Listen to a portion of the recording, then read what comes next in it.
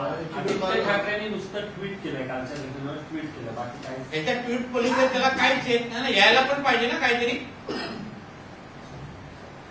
केमिकलचा वापर आदित्य ठाकरे संध्याकाळी 7:30 नंतरच करतात. अंबादासांनी असं म्हटलं की रिजवी कॉलेजच्या मागच्या बंगल्यामध्ये बसून त्यांना विचार आहे खरं आहे का कुठे. अंबादासांनी असं म्हटलं की ज्या केमिकल कंपन्या आहेत त्या जर लवकर स्थलांतरित झाल्या असत्या तर या गोष्टी घडल्या नसत्या. या केमिकल कंपन्या काय आता आलेल्या नाही. अंबादास दानवेंनी विरोधी पक्ष नेता असताना थोडं वाचन करावं, नुसता वायफळ बडबड करू नये. त्याची काही पार्श्वभूमी आहे, त्यांना कसं काय त्यांना परवानग्या मिळाल्या कशा, ह्याच्यापेक्षा महाविकास आघाडीच्या काळात ही जी काय हप्तेबाजी होती ह्याबद्दल पण त्यांनी बोलावं थोडं. नाना पटोलेंनी काल मुख्यमंत्र्यांच्या पाचवड्याच्या बैठकीसंदर्भात म्हणलंय मुख्यमंत्री जाऊन बैठका घेतात मात्र पालकमंत्री अनुपस्थित असतात, कुठेतरी महायुतीचं सरकार उदासीन आहे, मदत नसते.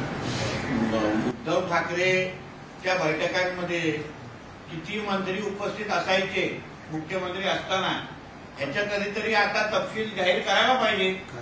नाना पटोलेंना सांगेन पहिला आपल्या बुडाखाली काय आग लागली ती विजवा आणि मग आमच्यावर वोट उचला.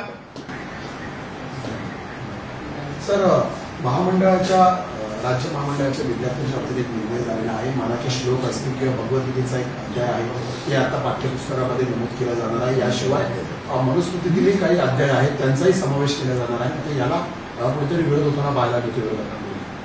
हिंदू राष्ट्रामध्ये आपल्याला भगवद्गीतेचे श्लोक शिकवले जाणार, इथे काही अन्य धार्मिक श्लोक शिकवण्याचा काय गरज नाही इथे. म्हणून अशा पद्धतीचे निर्णय अगर होत असतील तर भारताला हिंदू राष्ट्र बनवण्याच्या दृष्टिकोनातून हे फार भक्कम आणि महत्वाचं पाऊल आहे. त्याला स्वागतच करायला पाहिजे आणि जे जे विरोध करतात त्यांना पाकिस्तानवर टाकून दिलं पाहिजे. त्यांची आमच्या हिंदू राष्ट्रामध्ये गरज नाही.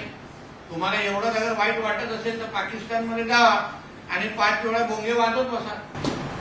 पंकजा मुंडे आणि धनंजय मुंडे यांचं नाव न घेता जरांगे पाटील त्यांना इशारा देत आहेत की तुमचेच लोक तुम्हाला पाडणार आहेत, मराठ्यांचं नाव तुम्ही घेऊ नका आणि मराठा आरक्षणाच्या आड जर तुम्ही आला तर छगन भुजबळ केल्याशिवाय मी शांत असतो. मला असं वाटतं की आता जरांगे पाटलांनी आरक्षण या विषयावर जेवढं जास्त बोलतील तेवढं बरं आहे.